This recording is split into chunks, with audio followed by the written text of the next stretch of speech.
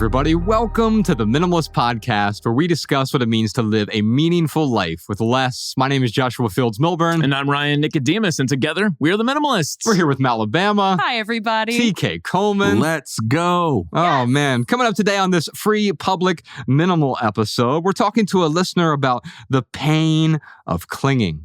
We also have a question about why do you refuse to do advertisements on your podcast? Then our lightning round segment, a live stream question, and a listener tip for you. You can check out the full 2-hour Maximal edition of episode 395, where we answer 5 times the questions and we dive deep into several simple living segments. That private podcast episode is out right now at patreon.com/The Minimalists. Your support keeps our podcast and YouTube channel 100% advertisement free because, say it with me, y'all, Advertisements suck. Yes, they do. Let's start with our callers. If you have a question or a comment for our show, give us a call, 406-219-7839, or email a voice recording to podcast@theminimalists.com. Our first question today is from Gabby. My name is Gabby. I was born and raised in San Francisco. I recently won a case to keep my rent-controlled unit at $1,200 a month for a 3-bedroom unit in one of the most expensive cities in the world. I have new landlords that try to raise the rent to about $5,000 a month. So I've been battling a case that has lasted about a year and a half. I have back rent that is owed, and I need help in deciding whether or not I should stay or if I should leave. This household is also my childhood home that I grew up in. I am now 30 years old. I have experienced some childhood trauma here and also recent harassment from my landlords, which has been very stressful for me. I have sort of become a hoarder in the past year, and I know that I need to let a lot of things go, including possibly uprooting and leaving and starting over someplace new. More importantly, I have to decide if I want to negotiate a buyout or keep living here and possibly get a roommate and make some money myself. I think it would be cool if you could do a YouTube video about this topic and give me some advice on how I can use minimalism in helping me navigate through this decision. Gabby, I hear this unbearable weight in your voice, and I know that quite often holding on to something that no longer serves us creates and amplifies that weight, makes it heavier. TK, where do you want to start with this one? Yeah. When I first heard Gabby say, I've got a lot of childhood memories here, I thought, oh man, this is going to be tough. This is going to be tough. Hard to leave those places behind. But then when you mentioned what kind of childhood memories those were, I thought, oh, it's going to be tough to keep staying there, So how can minimalism help? Well, minimalism is about looking at all of your options, putting them on the table, and assessing them in terms of how they relate to your highest values. One of the questions we talk about a lot on this show is those powerful 3 words, compared to what? How do you see your life? How do you want to feel? And where are you now? And how does that relate to that answer to that question? So I think there are 3 questions to always ask, and that is the places where I am, the things I possess, are they taking me where I want to be? Are they anchoring me in some place I want to stay? Or are they holding me back from some place I want to be? I'd start there. You listed a few options, and I would highly encourage you to facilitate this decision-making process by kind of looking at what the possibilities are. So you mentioned, for instance, negotiating a buyout. It sounds like that's a thought in your mind, but no steps have been taken in that direction. I would maybe ask a few questions to see, what does a buyout even look like? Because you may find out some information that make you say, oh, hell no, I'm not agreeing to a buyout at that price. Mm-hmm. Or it might be a better deal than you might think. Another thing is, even if you decide to stay, there's nothing wrong with taking a look around at the options that exist right now. Sometimes it's hard to make a decision about leaving or staying if you have nothing to compare it to. So if you can get out there, take a look at some other options, you might find something at a feasible price that makes you say, hey, you know what? Being able to move into this place right now compared to staying around, fighting, and dealing with all this drama, it might help. But if you're just looking at it in the abstract, it's going to be really difficult to make a decision. And so I would take a look at what my options are, ask some questions, and get some of the insights that I need from that. Yeah. Yeah. It sounds like there's a couple things going on. So she talked about being a little bit of a hoarder, and she talked about this rent problem. Speaking to the rent problem and the landlords, putting myself in your position, man, like you might win this case, which $1,200 a month for a 3-bedroom apartment in San Francisco is like hitting the lottery. That's crazy.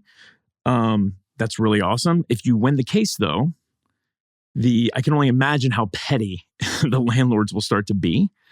So that's something to consider in the sense of like, you may win this case, but just know that the relationship that you have with your landlord is going to be a very contentious relationship.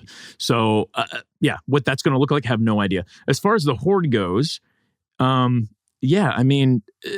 start with the spontaneous combustion rule. I mean, there's 16 rules that Josh and I wrote about. You could just pick one of them and kind of start there if you want to start whittling down on your hoard. So the spontaneous combustion rule, you pick up any item in your house and you look at it and you ask yourself, hey, what would I do if this thing spontaneously combusted? And if your instant reaction is like, oh, I would feel so sad and I would have to go out and get another one, or, oh man, that thing is irreplaceable. And I would really be devastated, and then don't get rid of it. But if your thought is like, meh, I don't know, I probably wouldn't replace it. Like that's a sign that you could probably let that thing go.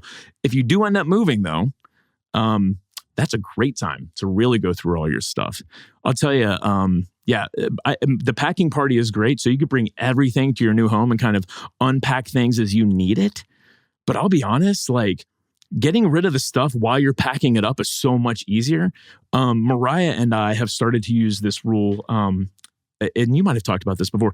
Is there a space for it? So it's like we went to Sedona and we got some crystals, as you do in Sedona. It's the law. Sedona, Arizona, it's a law. If you leave without crystals, you're not allowed back. No, there's a friend of her family's that works at a crystal shop. We went there, beautiful stuff, like amazing crystals. And she gave us like some gifts, but like they just are kind of like sitting. And I'm like, hey, can we get rid of these? And Mariah's like, no, I really like the crystals, and we'll use them someday. I'm like, is there a space for them like right now where we can put them to like display them? And we've kind of been approaching conversations that way. I like this. Is there a home for your things in your new home? Oh yeah, that's good. If you're going to be moving. And so in a way, you're doing a packing party twice. You're actually using some of those rules, the seasonality rule, the 2020 rule, the just in case rule, the spontaneous combustion rule. Maybe you're doing the 30-day minimalism game, which, by the way, you can download that free ebook. It's 16 rules for living with less. We call it the Minimalist Rule Book, theminimalists.com/rulebook. Anyway, you can do that as you're packing everything up. But then when you get to the new place, it's like a second chance to go through these things again. Yeah. It's almost like this. I have a reverse osmosis filter on my water at home. And it's not just one filter. It has multiple filters, right? And you're doing this with your stuff. The first filter is using some of these boundaries, these rules that you set up for yourself. Yeah. And by the way, when TK and Ryan and I call them rules, they're not really rules. They are boundaries that are adjustable for your life. So seasonality for you might be 120 days or it might be 30 days. You get to pick the boundary that's appropriate for you. Let me say this though, Gabby, because you're going through a really difficult time and there's an unbearable weight that if you continue to carry it will just become more and more unbearable. Here's the good news. You've learned something about yourself throughout this process. You've learned to bear the unbearable. Ooh, yeah. It feels as though, I couldn't do this anymore. But at this point, it's no longer serving you. You're going to have to make a difficult decision. Yeah. But here's the thing about a difficult decision. It's not actually that difficult when you put it here on the table. Here's what you're choosing between. You can have lots of certainty and misery if you stay where you are right now. Or you can let go. You can have some uncertainty. But in that uncertainty, you can find the joy in your new life. You can only do that by letting go. It's true that this home may have once served you when you were a child, and even last year, maybe it served you really well. When I was 22 years old, I got my dream job. I have nightmares about that job today. Why is that? Well, the reason I have nightmares about it is because I outgrew it. I got to an ending and I continued to hold on to it.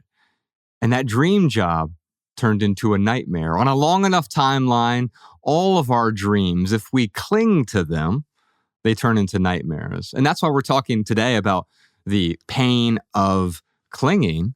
Before we started recording, Ryan said, but the inverse of that is the joy of letting go. There's the joy within the uncertainty. We call it the fear of missing out, but really it's the joy of missing out. Here's the truth, Gabby. You're never going to go back to the way things were. That's the lie of nostalgia. You got what you needed out of this place, but you can't possibly go back. You won't continue getting what you once got from it. That's a lie. If you keep driving, staring in the rear view, you are going to crash. Yeah. I love what you brought up about your dream job, because what happened was the same thing that happened to me, where you're so attached, you're clinging to that paycheck, that like really, really big salary. And if you're clinging to it just because of the financial piece of it, you can only hold on so long. And if your only reason, Gabby, for staying in that apartment is because it's so cheap, if that's the only reason, I think you could probably hold on for only so long. Yeah. And, you know, even with respect to the certainty, I don't even know if that's present. You know, staying where you are and having some certainty because you've got the back rent to pay. You've got the uncertainty of how the case is going to unfold, the uncertainty about how long this is going to go. Anytime we say we want something, we should always ask ourselves, how much pain am I willing to bear in order to have what it is I want? So I might want something, but that doesn't mean I'm willing to wait around for an hour for it or a year for it. So how long are you willing to fight? That might be something worth thinking about. If this court case drags on for 5 years, 6 years, 7 years, is that worth it? Because by the time you kind of know what's going on, part of your life is over. You can't get that time back. So those are some important things to think about. Absolutely. Like if you don't have a plan, if you don't have like a plan B or plan A, like right now she's in limbo. So I could see where after a year and a half being in limbo, how frustrating it is. So yeah, maybe the best place to start for you, Gabby, is to start forming a plan as if you were to move, and at least look at something different. But no plan at all and in limbo, like that's definitely that's going to be pretty miserable. Letting go is difficult, Gabby. Letting go is so difficult. But you know what is more difficult? Holding on to something that is dragging you in a direction in which you don't want to travel. And that's what's happening right now. You're holding on to something from the past, and it's no longer serving you. And if you hold on tightly and you're unwilling to let go, whether it's a material possession, it's a childhood home, it is a memory, it is a relationship, if you're holding on, you're simply going to get dragged. Gabby, I'd love to send you a copy of our book, Everything That Remains, coming up on the 10-year anniversary, Ryan. Oh my goodness. We moved to a cabin in the middle of nowhere in 2012 to write the first draft of this. It came out January 1st of 2014. And in this book, Everything That Remains, it's really the story of me and Ryan letting go of our past and the difficulties of letting go of that past and getting dragged in directions we didn't necessarily know we were going to get dragged, and getting dragged in directions we didn't want to get dragged in, letting go of this corporate career, letting go of our homes, letting go of our material possessions, letting go of our identities. This book is ultimately about letting go of your identity so you can form the identity of the person you want to become. Because right now, your past is the enemy of your future. And so let's send you a copy of Everything That Remains. If you like our podcast, I think you'll enjoy the audio book version of that book. Or if you want the book or the ebook version, we'd be happy to send those to you as well. Jules on YouTube had a question. I thought this was a perfect time for this question. Why don't you consider the constant plugging of your own private podcast as advertising, especially since it's behind a paywall? Well, I want to make a distinction between marketing and advertising, because I get it. If you say, well, you're talking about Patreon, isn't that an advertisement? You're using that term in a way that I wouldn't use the term advertising. I want to get really specific about what we're talking about. There's a long essay on our website. I'll put a link to it in the show notes. It's called, Can We Have an Honest Conversation About Advertisements? And there's one short section in here about marketing versus advertising. And here's what it says. The flip side of advertising isn't the absence of communication, it's marketing. In his book, The Mindset of Marketing Your Music, Derek Sivers writes, "Don't confuse the word marketing with advertising, announcing, spamming, or giving away branded crap. Really, marketing just means being considerate. Marketing means making it easy for people to notice you, relate to you, remember you, and tell their friends about you." What Sivers is describing here is the most honest form of marketing, informing people without manipulating or bothering them. At its ethical zenith, marketing considers the needs and points of view of an audience and works hard to meet those needs by connecting the creators with consumers in an authentic way. In neutral terms, marketing is an unpaid endorsement, often by the creator herself, communicated directly to an audience who's eager to learn more about the product or service. When done well, this is what Seth Godin describes as permission marketing. The privilege, not the right, but the privilege of delivering anticipated, personal, and relevant messages to people who actually want to get them. It is possible to engage in world-class marketing without spending a penny on advertising. True, both advertising and marketing are forms of promotion. Both allow creators to present their goods and services to a group of people. And when executed poorly, even well-intentioned marketing can be overkill. Like advertisements, not all marketing messages are created equal. This feels like a gotcha question. Am I saying that wrong? I would just look at it and say, this person doesn't understand what they mean by what we mean by advertisements. Yeah. I don't want someone else to pay me in a way that takes away my ability to talk about things that I want to talk about, that restricts my speech. I think that's part of it. But also, I don't want to clutter my creations with someone else's products and services. However, if we create something, be it a book, like one of our books, like Love People Use Things, or we have the Minimalist Private Podcast. These are things that we create. Or the Minimalist Rulebook, which is free. You can download it for free on our website. These are products that we have created, that we believe in, that we enjoyed creating, and we've built a trust with an audience so that, and we've added value, immense value to an audience, so that when we create something, and we give them the option. We don't force it onto them. We don't try to manipulate them, but we present it to them and say, hey, look what we created. I think about some of my favorite creators, someone like Rob Bell. Anytime he writes a new book, not only do I want to get him on the podcast, but I pre-order that book immediately. And I would actually be insulted if he refused to tell people about his new creation. Yeah. I would feel like he was depriving me of the thing that I want to read or listen to. And so, yes, please communicate it to me in a way that's not beating me over the head with it, but it's letting me know what you've got going on. Yeah, and there's a difference too between you using your platform that you created to let the people who choose to listen to you know about the things that you are creating, right? There's a difference between that and saying, I'm going to take a paycheck from somebody else to promote a product that they created that I may or may not believe in. And in exchange for that, I'm going to give them the rights to manage some aspect of my content, thus affecting the experience for my audience. There's a difference between those two things, and I think that's what you're getting at. But one Angel's Advocate question I want to ask you, I'd love to hear both of you all answer this, because I have heard this take as well. You know, I accept these advertisements because I'm for the people. And I want the people to be able to have it for free. And so by accepting advertisements, you know, and this big fat check that comes with it, by accepting advertisements, because you do make way more on advertisements than what we make.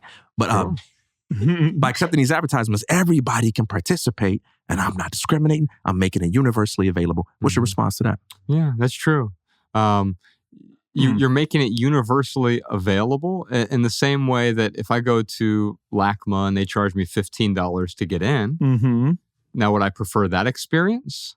But every time I go to a painting, there's a 30-second ad in front of the painting. Or maybe they just paint a McDonald's logo or Burger King logo or a MeUndies logo on the painting itself. which one would I prefer? And I think some people would say I would prefer to go this route. And so this isn't a moral stance that we're taking here. I don't like advertisements. I never turn on a podcast and say, man, I wish this had more advertisements. Now, on episode 400 of this podcast, I am going to talk about, I finally found an advertisement that that I actually liked. I wouldn't say it didn't offend me. Most of them don't offend me. Yeah. I just don't like them. The same way that I'm grossed out by oysters, I don't enjoy oysters. And so I don't eat them. And the same is true with podcasts. I have unsubscribed from so many podcasts and YouTube channels because they incorporate ads into their creations. I would much rather read a book like the book I'm going to talk about here on our added value segment. Imagine if I could get this book for free, but every 3 pages there was an advertisement in here, right? Gosh. I would strongly dislike that. Now, someone else might say, I like having that option. Wonderful. I like having the option of no ads. Yeah. First off, I asked about the gotcha question because I tend not to respond to these too much because it just seems like a snarky thing. It doesn't seem, and that's why I was asking if I was interpreting it correctly. But answering the question head on, I love that you brought up the LACMA. So the LACMA, you can get in for free if you live in LA. Really? Yep. After I think it's after 4:00. Double check me on that. But if you live in LA, you can get into LACMA for free. But they also will have special exhibits sometimes, and you got to pay a little extra money to see the special exhibit. For whatever reason, whether it's them, having the resource to keep the LACMA open, to pay the artist of the special exhibit, whatever the reasoning is, doesn't matter. There is an extra fee if you want to see the additional exhibit sometimes. So that's how I look at what we do with the private podcast. It's like we give so much away for free. And there is a special exhibit that we have available each week that for $5 a month, $10 a month, whatever it is, you can see that and listen to that special exhibit, that creation that we've gone way out of our way to create for you. And not only that, what I love about the Patreon audience we have, they're invested, man. So this is from YouTube. This sounds like a YouTube comment. It doesn't sound like one of our patrons commenting. That's right. Yeah. And that's what I really like about that paywall too, is it puts up this barrier, not because we're money grubbers. Is that grammatically correct, Josh and John? Anyway, it's because we are putting up a barrier because yes, we have to pay the bills, but also we are inviting people who are really invested in us to one, give them an opportunity to support us, which I cannot tell you how many Patreons I have signed up for just because of someone who's added a lot of value to my life. And if I can give them $5 a month and support them, that is what I will 100% do. So A, you're giving people an opportunity, but B, you're really inviting them to a special community where everyone is just as invested as them into what we do here. As I bring this segment to a close, I want to just point out one aspect that you guys don't really talk about a lot, and that is you have way more money to make by opening the floodgates of advertising. And you have a lot of people, some of whom are very close to you and influential in your life, who want to have this conversation over and over again. And no matter what your stance is, you know that every quarter you're going to be sitting down with someone who's going to be like, let me see if I can sell it to you this time. Because the amount of money you would make would go through the roof compared to what you've been making if you accept advertisements. And so what this decision has really been, has been a decision to say, hey, we want to create a certain kind of content. That's the privilege of being a creator. No one forces you to enter the creation business. You enter the creation business because you've got something that you want to express. And the fundamental right you have as a creator is that decision. What art do I want to make? And the decision that you made is we want to make ad-free content. And even though that comes with the risk of perhaps not being able to pay the bills, we're going to take the chance on an audience that will appreciate that. And we're going to ride or die with that. And if we don't make it, that's cool. But this is the kind of content we want to create. And so far it's worked. Shout out to the people that's helped it work. But that's the explanation. But guess what? That's just what we think. That's just what our distinction is. That's just what we mean when we use the words. But you don't have to think that way yourself. It's not a defense. It's not a mathematical proof. It's just an explanation of how we work and what this show is all about. And But it's okay to listen to a podcast and say, I don't like that you guys promote your stuff. It's fine. That's how you feel. That's okay too. Mm-hmm. Yeah. You know, like we talked about earlier, all the feelings are welcome to discussions about different approaches we take. Yeah, you could say, I don't like that you have guests on your podcast. I Yeah, don't like that okay. you answer questions on your podcast. Yeah. You're allowed to have your own preferences.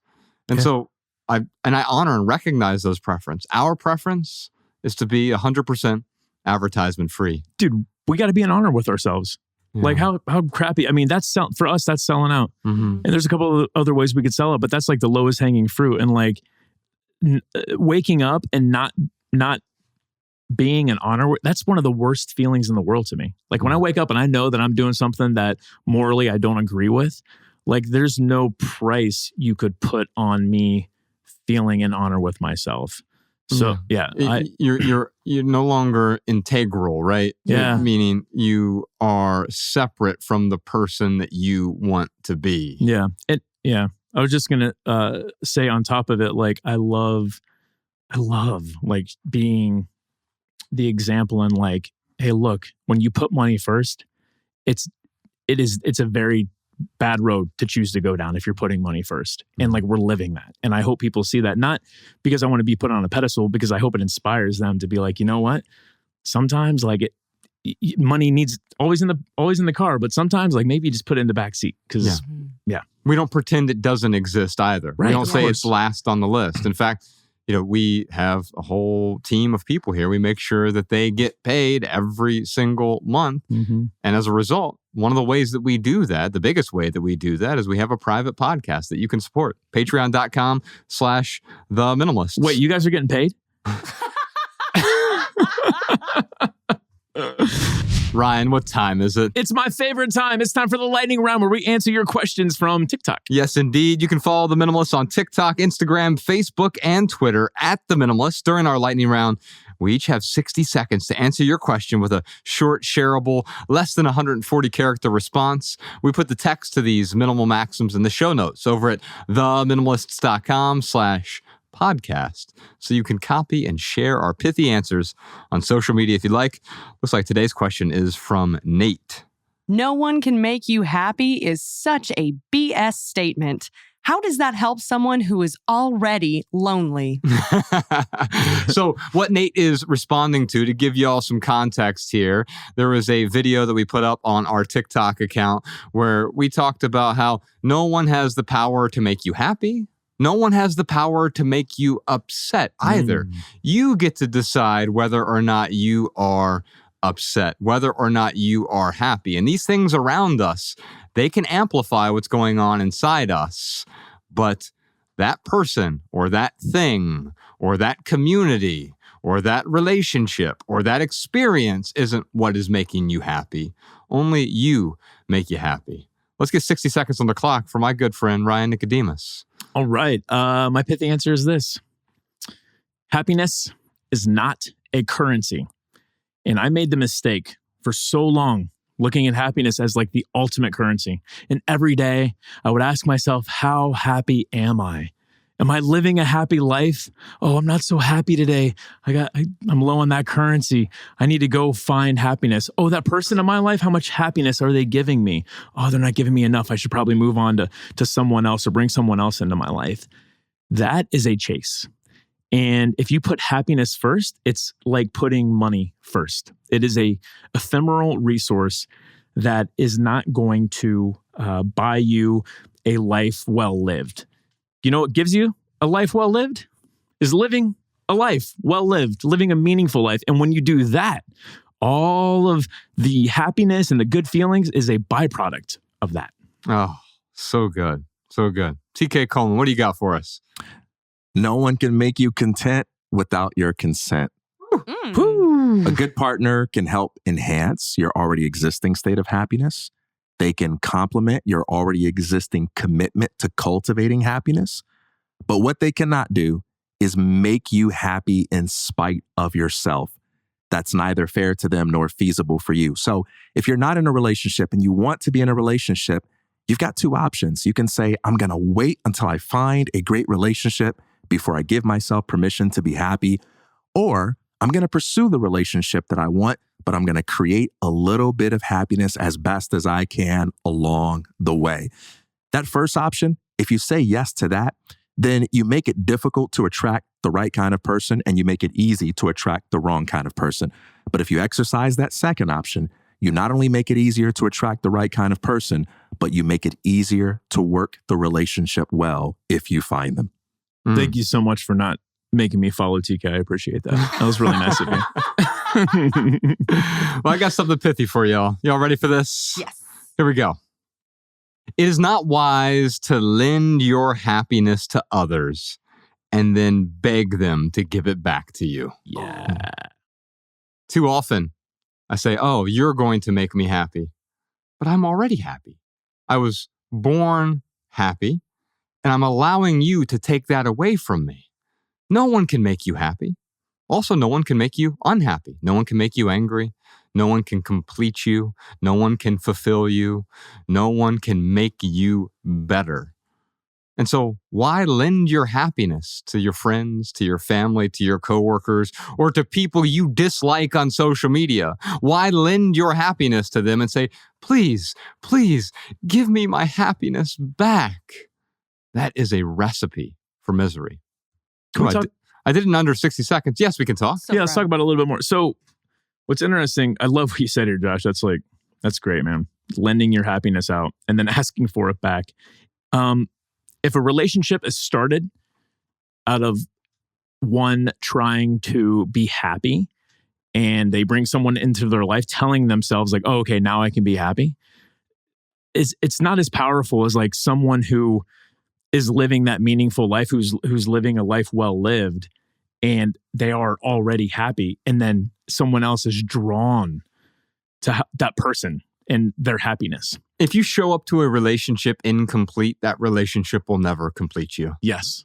I'm thinking about my own relationships in my home with my wife and my 10-year-old daughter.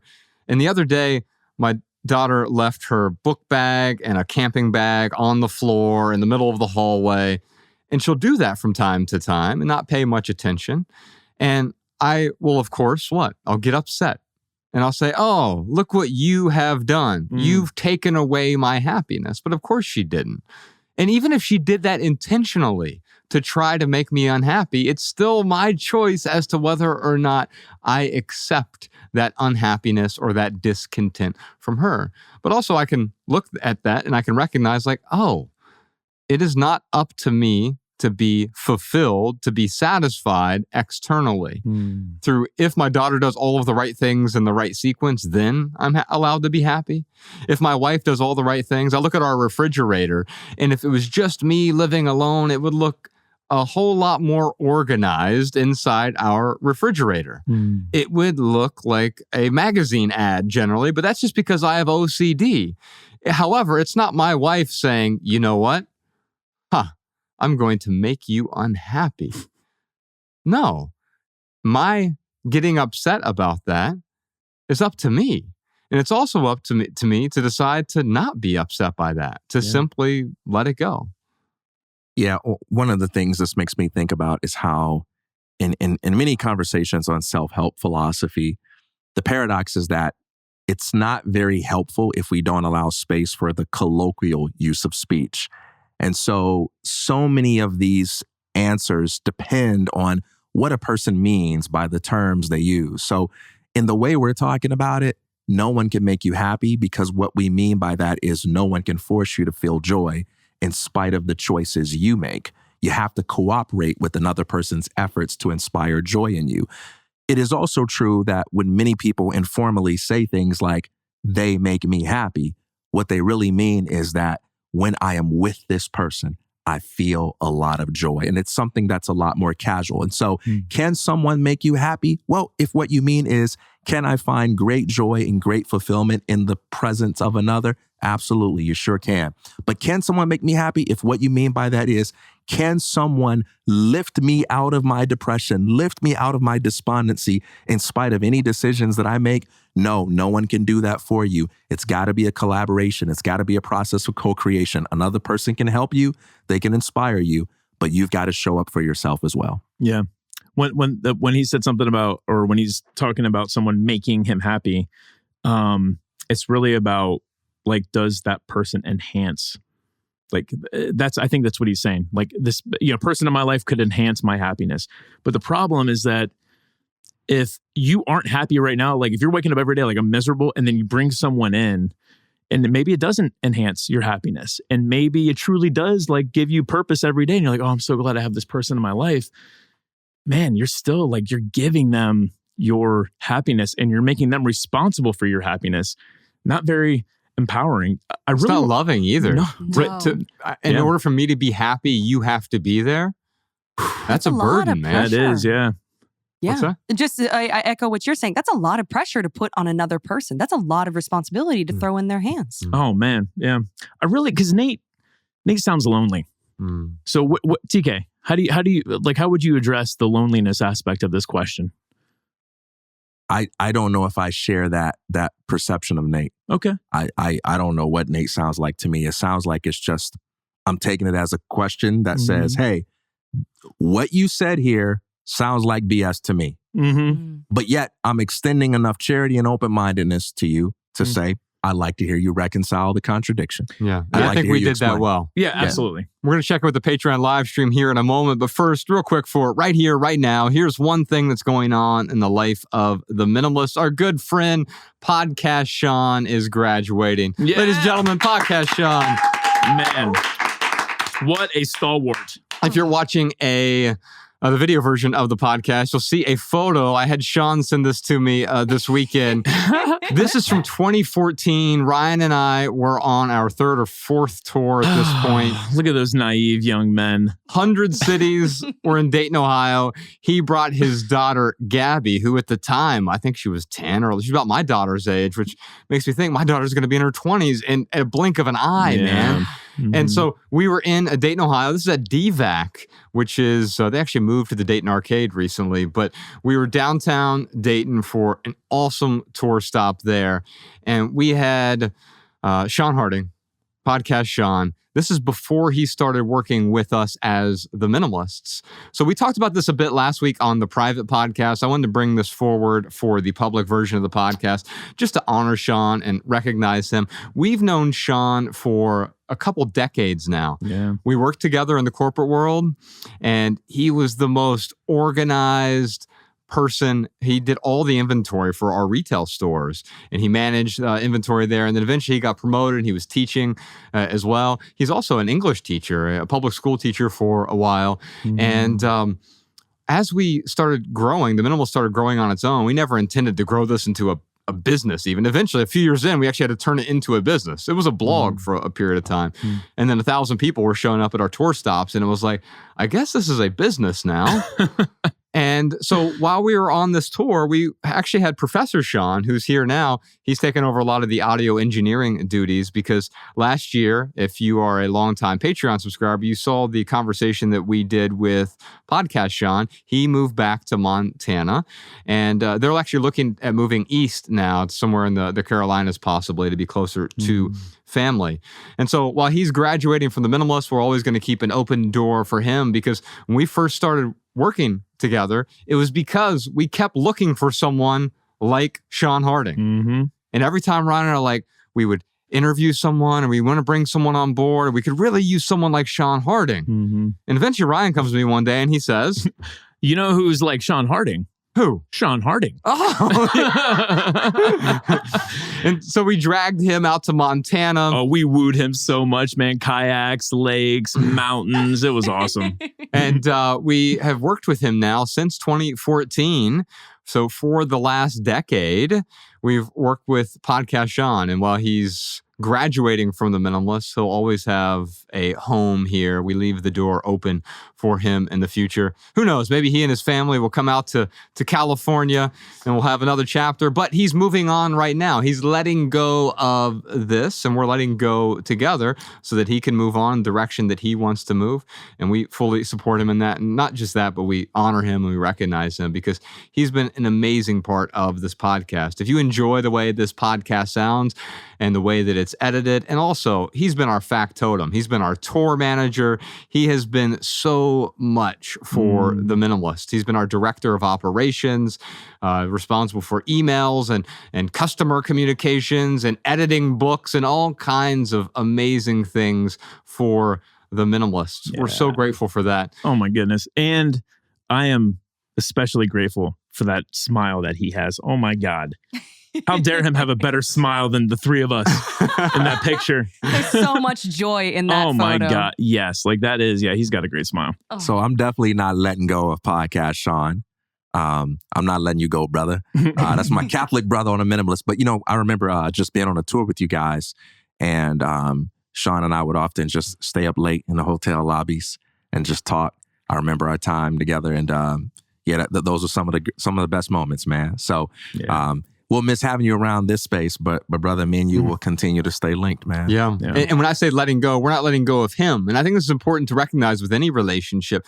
As relationships change, and that could be a relationship with your job, it could be a relationship with your friends, it could be a relationship with your things, you can move on and you can let go of the way that things were. In fact, in order to move on, you have to let go of holding on, of clinging, because that creates that pain of clinging. You have to let go of that clinging in order to move on to whatever the next chapter is going to be. I got an R&B lyric just coming in my... I don't know if this is Brian McKnight or if it's just me and my subconscious, but the R&B lyric is, what could we be if we weren't bound to what we used to be? Oh, you I can hear love R&B it. music just queuing up right now. That's all. Because like when he was saying that, I was thinking about how grateful I am for all the amazing memories that I have with Sean and on tour. And, we got to go to Australia together. And Jess Ness for that matter too. Like it's so wonderful, like to have those memories. And I don't have any souvenirs or trinkets to remind me of those memories. They all live right here. Yeah. And of course, pictures like this remind me. Yeah. Well, I'll share this one with you. Podcast Sean, we love you. We appreciate you. We're grateful for you.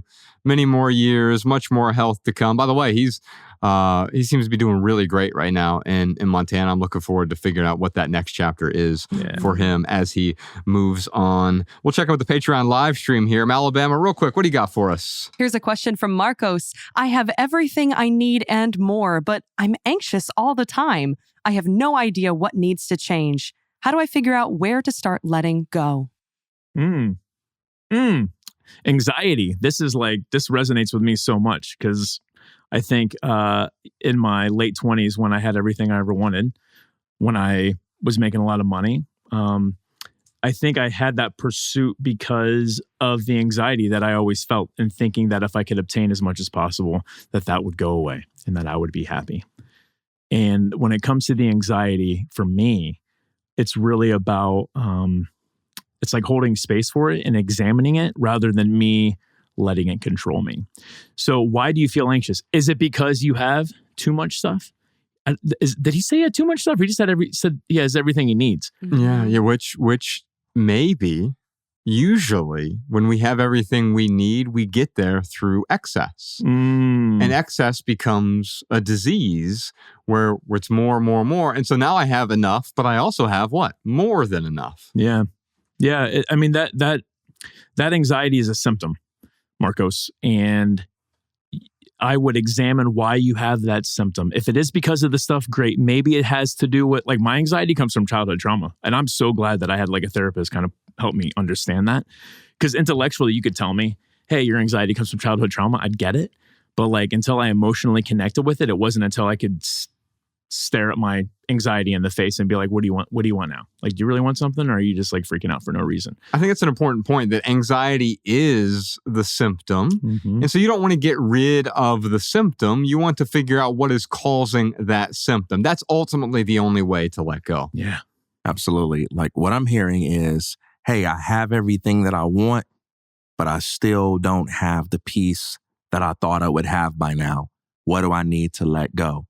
I would say what needs to be released is the narrative that my peace will come from having everything that I want, or I should have already been at peace by now.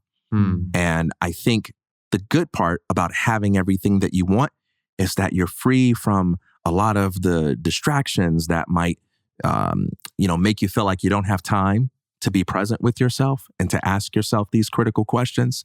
I think that's the good part. And I would encourage you to find a space and a person in whom and with whom you can talk this out. I encourage some kind of counselor, some kind of therapy. I think you need to just take some time to process that anxiety and get under the hood, get underneath that, start unpacking it and seeing what's going on there with your assumptions, your expectations, and whatever other things you have going on. Yeah. So when I feel anxiety, my first reaction is to be like, oh, what do I feel anxious about? So anxiety arises and then I start looking for problems. Mm-hmm. And what I've been able to do is I will go through my today list. I will go through my calendar. I'll go through my emails and I'll be like, okay, is there anything that's pressing right now? Because that's what I feel. I feel like I need to be doing something right now. And if all of that is clear, like I give myself permission to stop clinging to the anxiety. Because that's what you're doing. You're either clinging or you're letting go. Mm-hmm. And by the way, life is a series of attachment and detaching, attaching, detaching, attaching, detaching. Yeah. And if you're not doing that, that's when you're clinging, and that's when it becomes a painful burden. Malaban, what else you got for us? Here's a minimalist insight from one of our listeners. Hey there, Alexis from New York City. So something that has made me think twice about what I bring into my home is donating with purpose. So as I've been downsizing, I've been leaving all of my stuff in a bucket on the floor. And I've really been doing my research to try and find places that'll actually use my stuff. And you'd be surprised at how hard it is to find places who will take your stuff, even if it's good stuff. So in doing all of this work, I am finding meaning and purpose in the things I'm donating, and I'm thinking twice about what I bring into my home. All right, y'all, that's our minimal episode for today. We'll see you on Patreon for the full 2-hour Maximal edition of episode 395, which includes answers to a bunch more questions. Questions like, when it comes to clinging, what role does stress play? How do I identify what is clutter and what is needed in my home? Should I tolerate my angry boss? Or should I start looking for a new job? Plus a million more questions for the Minimalists. Also this week, a private minimalist home tour from one of our listeners. It is the coolest, most peaceful lounge room that I have seen in a long time. And much more of less. If you want to hear all that, check out the Minimalist private podcast this week, patreon.com/theminimalist, or click the link in the description to subscribe and get your personal link so that our weekly Maximal episodes play in your favorite podcast app. You'll also gain access to all of our podcast archives, all the way back to episode 001. If you leave here today with just one message, please let it be this: love people and use things. Because the opposite never works. Thanks for listening, y'all. We'll see you next time. Peace. Every little thing you think that you need, every little thing you think that you need, every little thing that's just feeding your greed. Oh, I bet that you'd be fine without it.